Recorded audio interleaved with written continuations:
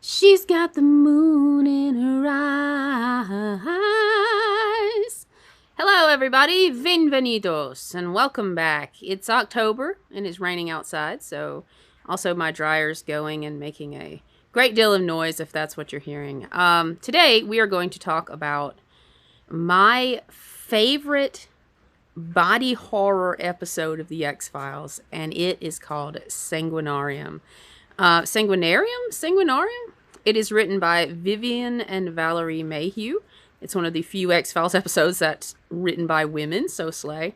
A lot of people give criticism to this episode as being like the writing is not consistent or good, and I disagree.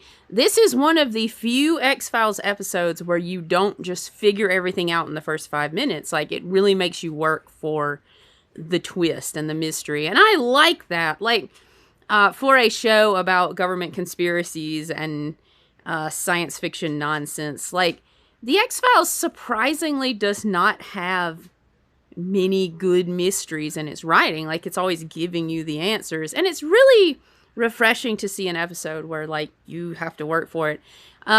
Going forward, I want to warn that I will be talking about spoilers in this episode. So if you have not seen Sanguinarium, and I very much recommend that you do, it's an underrated classic of the X-Files. Maybe stop this video and go watch it, because I will be talking about spoilers. Also, content warning.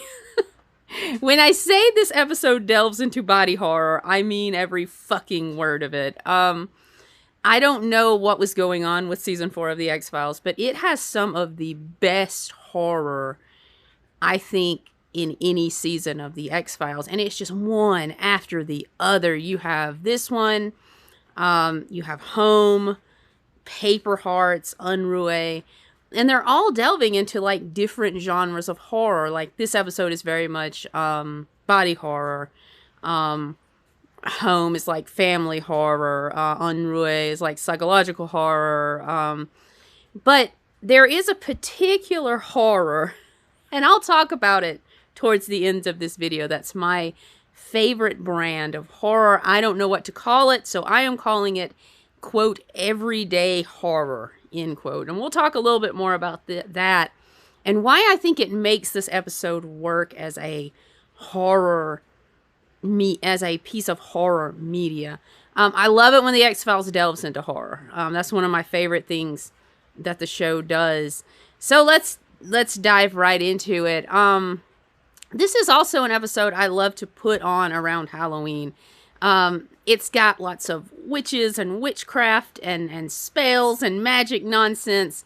And it very much leans towards the horror element of that, of black magic and so forth. But it also, like, shows the witches in a very good light as helpful people and protectors, and I like that. Like, can you tell this episode's written by women? So let's go in Sanguinarium. So the episode begins with this group of plastic surgeons, and to frame a witch or a black magic story within the frame of, like, plastic surgery is a really good concept. Like, that's a really unique concept. I really like that. Again, it's pretty cool to see the X-Files, like, take old stories from folklore, like witches and witchcraft, and, like, retell them in a very contemporary setting and plot. Like, that's cool. Very much reminds me of Bad Blood and what they did with vampires in that way. So, this plastic surgeon is scrubbing his hands. Again, content warning, we're going to be talking about some gnarly body horror. If that bothers you, maybe cut the video off or don't watch this episode. It's got some. This guy's scrubbing his fingernails so hard that they're bleeding. I remember watching this. I think I was 12 years old.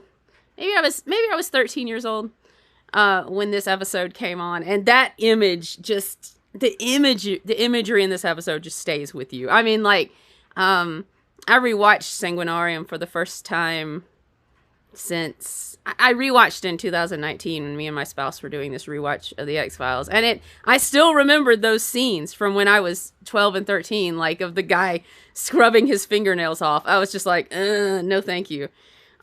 So he goes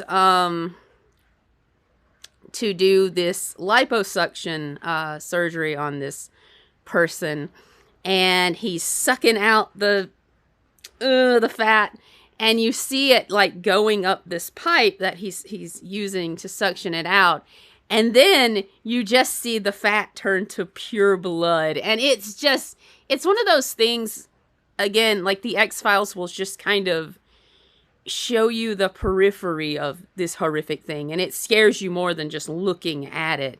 And I think the X-Files understands horror in that intimate way. Like, the truly terrifying thing is what we can't see. And a lot of the shots in this episode very much show that. And again, that's just some imagery I'll take to my grave. It's really good. This is going to get into Stephen King level, Rob Zombie level horror pretty soon. So then you get the title credits, and Mulder and Scully have come to this hospital, which has a large plastic surgery, I guess, wing unit. I don't exactly know what to call it. Scully is extremely salty in this episode, and it's cool to see. It's really cool to see Scully like.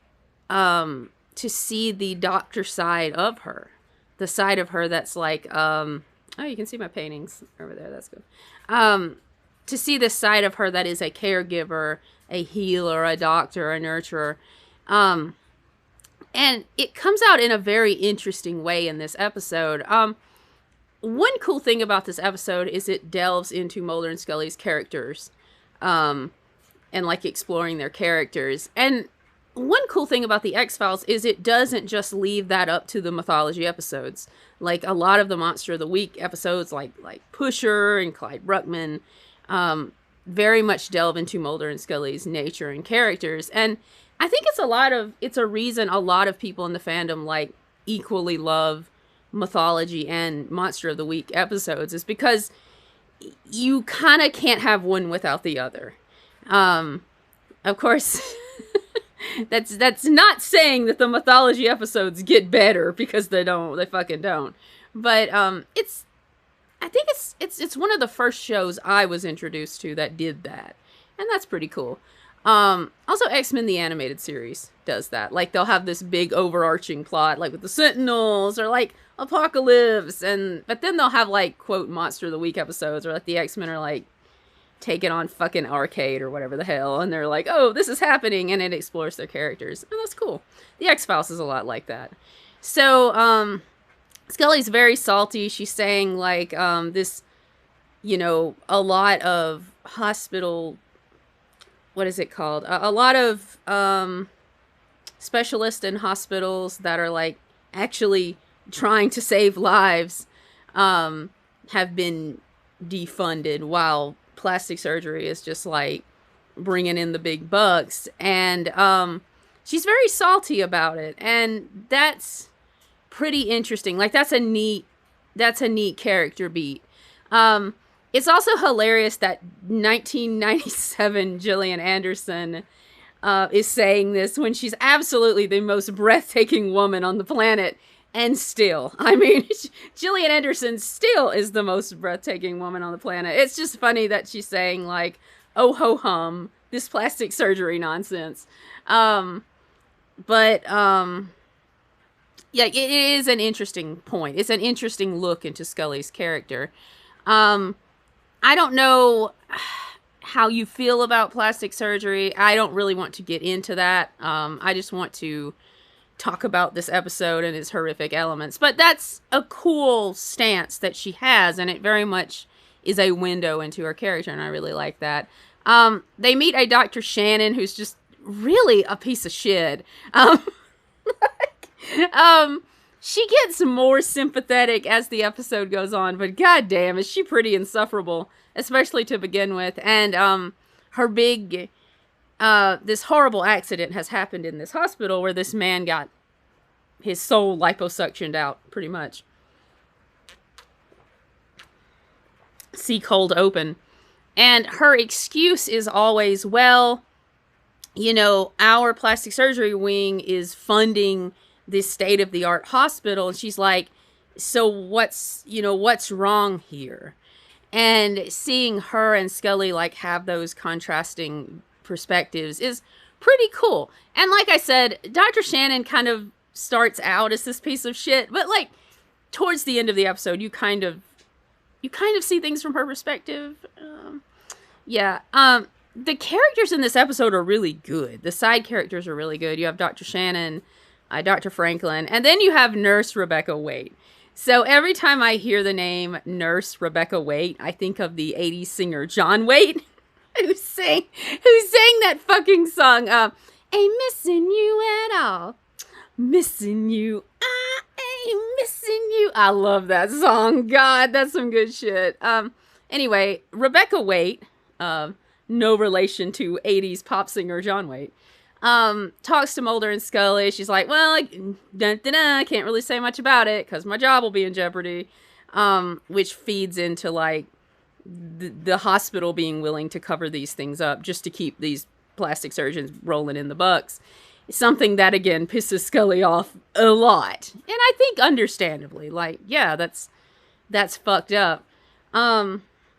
So Mulder looks at the floor and he sees these, like, circular marks. And he's like, Scully, what do you think that is? And Scully says, well, it's probably the coasters from, like, an OR table. And Mulder's like, nope, it's witches. My brother came down from Virginia, him and my sister-in-law, wonderful people.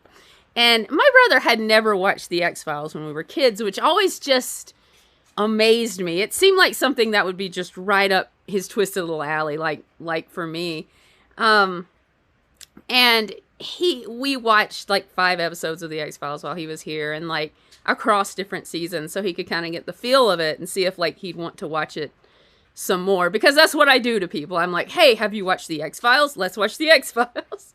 So he said the thing that struck him was just how Mulder jumps to the paranormal conclusion. Like, yeah, if I was in that situation and somebody was like, oh, what are these marks? I'm like, it's probably the coasters from an OR table. And Mulder's just immediately like, no, it's witches. So he bends down and he draws a pentagram from like one circular mark to the other in the victim's blood. Okay, number one, it really bothers me how Mulder just fucks with evidence. And it's like he could have taken like a pen or something and done that. Like, why do you have to do it with the victim's blood, Mulder? The only thing I can think of is he just wants to be an edgelord around Scully. Like, that's the only thing I can think of. And another thing is, like, yeah, like, you could make a pentagram out of that, but you could also, like, draw the Dalai Lama's face, you know? So, I also just want to point out, like, you know what? I'll get there in a second. So we see another patient being prepped, and Rebecca Waite is pulling leeches. She's putting leeches on this patient and pulling it off of them, which again, yikes. The body horror in this episode. And then this person is just there. Another doctor is having like this strange trance-like state, like the man in the cold open, and he pretty much just saws a man in half. Again, Jesus Christ. Also, the CCTV video that shows the guy sawing into the man. And I mean, like, I remember that just like freaking me out when I was 12. I was just like, Jesus Christ, you know, this is the real deal.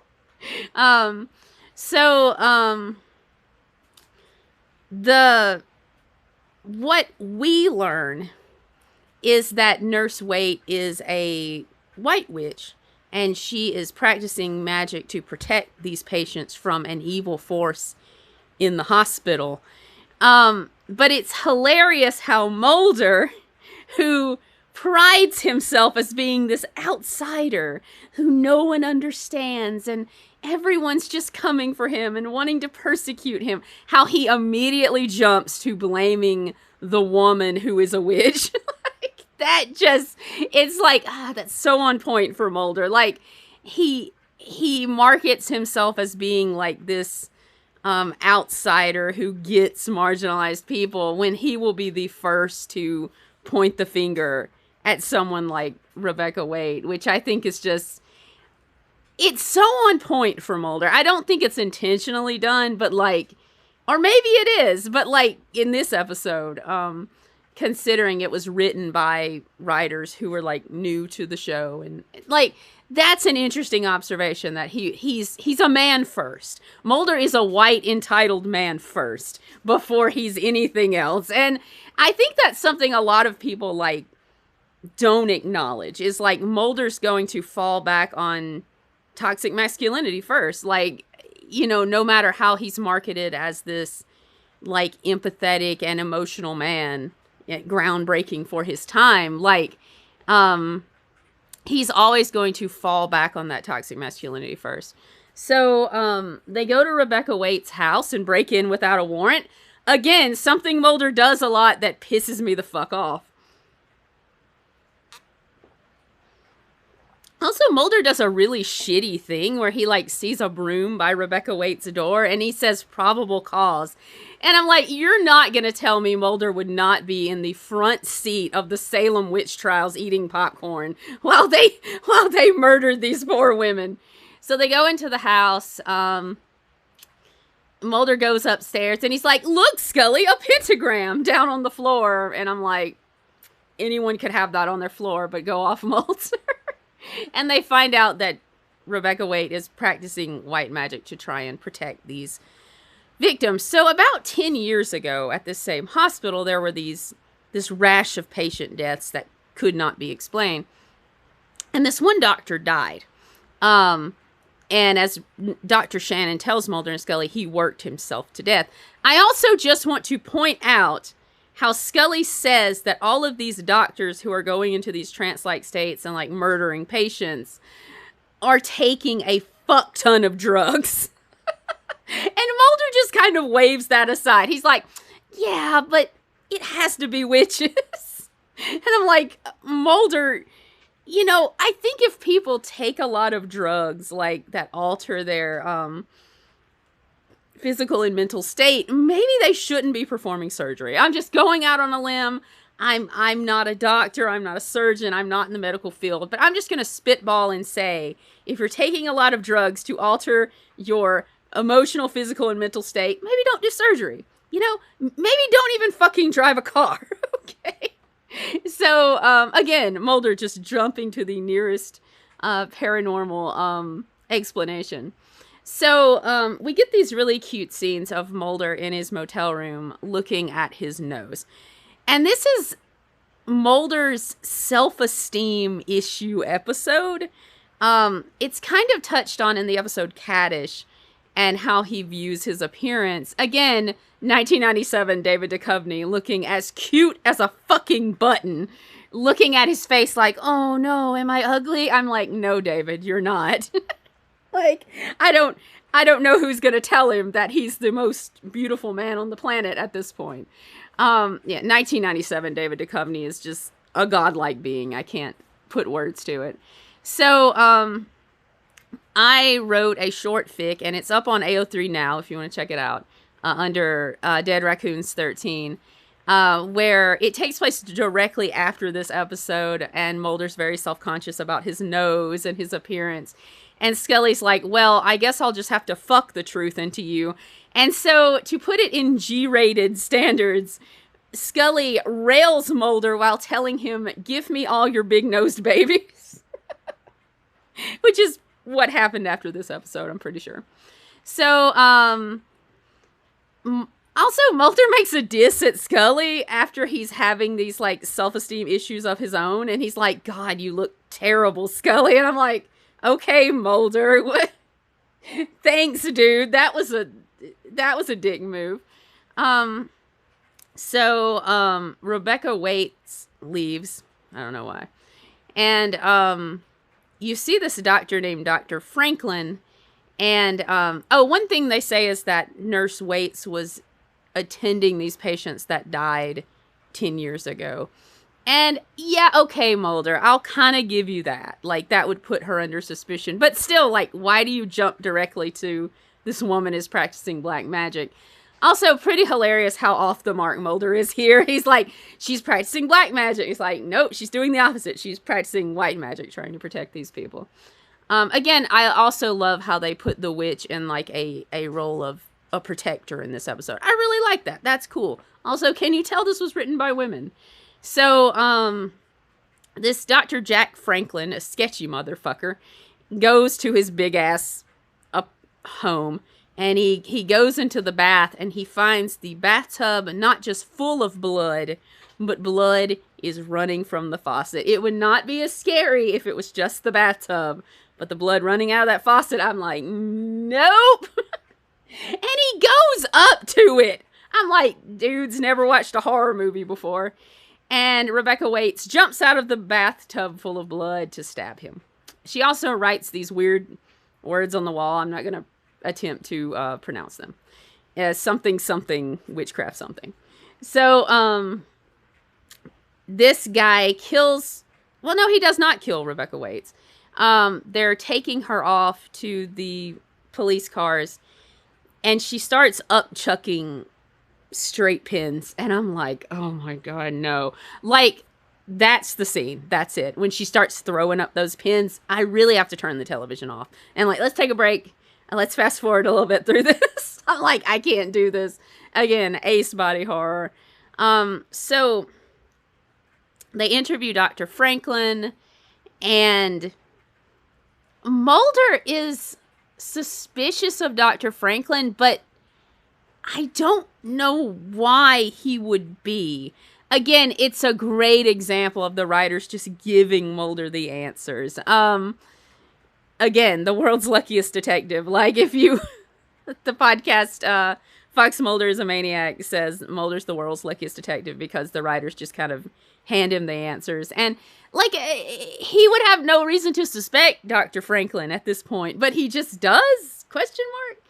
So then Dr. Franklin's like, I want to get some rest, and he levitates over his bed, which is something demons do, I guess, to relax. It happens a lot in this trope of, like, this demon has been summoned, and then they just, like, float over their beds, and I'm like, okay, I guess that's how demons relax.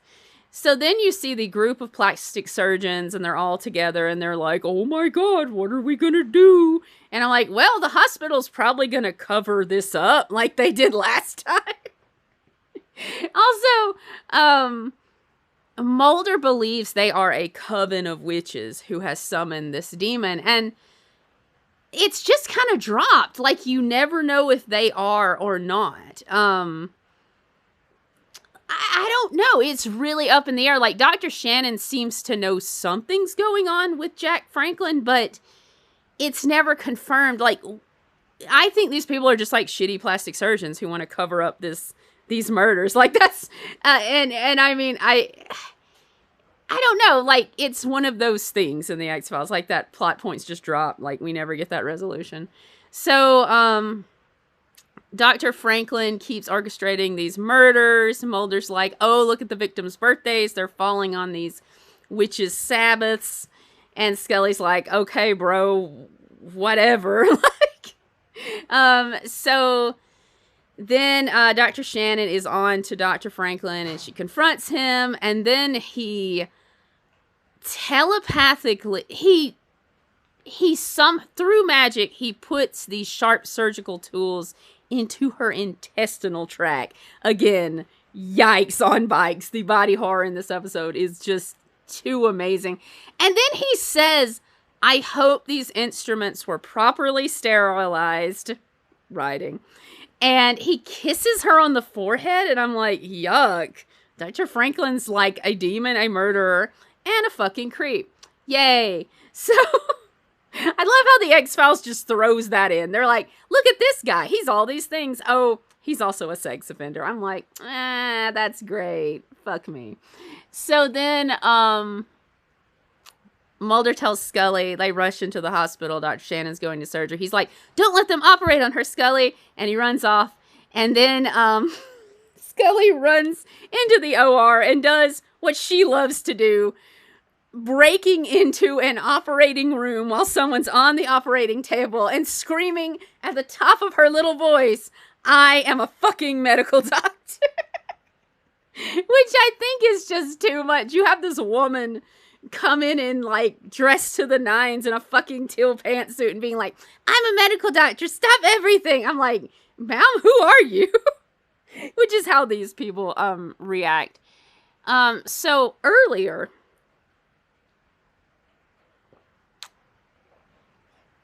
Mulder was kind of fooling around with this computer program that like showed what the alterations through plastic surgery would make a person's photo look like.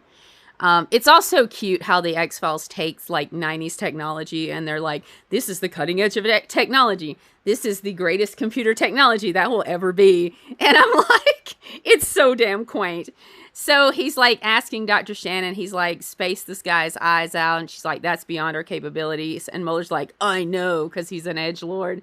And it makes something. And they keep saying like, gasp, it's Dr. Franklin. Like when they took this doctor that committed suicide years ago and like made these alterations to his face. And they say, oh, it's Dr. Franklin. And it looks like Dr. Franklin, but like Uncanny Valley Dr. Franklin. Like, AI generated Dr. Franklin is my new sleep paralysis demon. So he's scary, but not in the way you'd think. So then Mulder goes to find Dr. Franklin, and he is in an OR, and he cuts off his face. It shows everything. He gets this little thing, it looks like a back scratcher, and he pulls his face off from the forehead. It reminds me of that scene in the Hannibal TV series where they cut off this guy's face and put it on Mason Verger's face. And I'm like, ooh, yeah, that's real bad.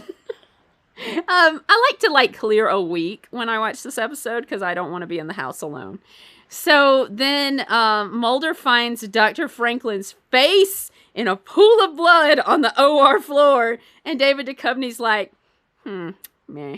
I'm like, good acting, David. So then he goes back in the OR and they've pulled all this shit out of Dr. Shannon's intestinal tract. Everyone in the OR looks fucked up. They're like, Jesus Christ. Maybe we should stop covering up these people's shit. So then the final scene is Dr. Franklin has a new face and a new identity. And he's gone off in his fancy-ass car to this new plastic surgery place in Los Angeles. And he's talking to this woman, and he's kind of he tells herself, whoever God did not get around to making in his own image, then it's up to us to do that. And he shares this very furtive smile with this woman who's hiring him, and it almost makes me wonder, like, is she a demon? Does she know about the demon shit he's pulling? Does she know he's gonna pull it here? And again, it's like left up in the air. Like, and I get like making suspense and mystery, but with the X-Files, they just like give us all of these plot threads and they just leave them dangling. And it's just pleasing narrative. The X-Files doesn't do it. And that is Sanguinarium. I also want to point out how when Dr. Franklin goes to this place in Los Angeles at the end, it's very similar to the season 7 episode Signs and Wonders, where there's this demon guy pulling demon shit and then changing his identity and going off somewhere else. So that's kind of a weird, like, callback. I don't know. Anyway, that is the episode Sanguinarium. Oh, I forgot to mention how horny Mulder and Scully are in this episode. I cannot believe I forgot it. Okay. Scully goes into Mulder's hotel room where he's like looking at his nose, and he sits in front of her and just spreads his legs like, come on, G-Woman, I'm ready. I'm like, all right, guys, you're at work. There's also a scene where Mulder quotes Dr. Shannon directly to Scully, and he says, everyone wants to be beautiful, Scully. And the bedroom eyes she makes at Mulder are Nala eyes from Can You Feel the Love Tonight? You know the scene. If you've ever watched The Lion King, Nala's just making these fucking eyes at Simba, and I'm like, this is a G-rated movie, but okay. Like, I just want to say I love how the Lion King movies just kind of forget they're a franchise that targets children for a few minutes. In every single one of their movies, they're like, we're going to throw in some R-rated shit. And that's the eyes Scully's making at Mulder. Also, Scully's look in this episode, I think, is my favorite of her look. She's wearing this teal blue jacket, the smoky eyeshadow, this like sienna lipstick. And I'm like, again, putting 1997 Gillian Anderson and David Duchovny in an episode about fucking plastic surgery had to be either a very bad move or a genius one. I can't decide. So that's Sanguinarium. I hope you have an excellent October and excellent Halloween. Hey, enjoy the spooky season. Watch some scary movies or watch some fun Halloween movies, which is what I'm going to do tonight with my daughter. Go to some trunk or treats. Hit up some trunk or treats. Dress up. Even if you're not a kid, just dress up, have fun, or don't. Stay home. Stay home and like eat some easy cheese on some crackers. Or if you're lactose intolerant, eat some avocados on some crackers. I hope you have a great day, and I love you. Happy fall. Mwah.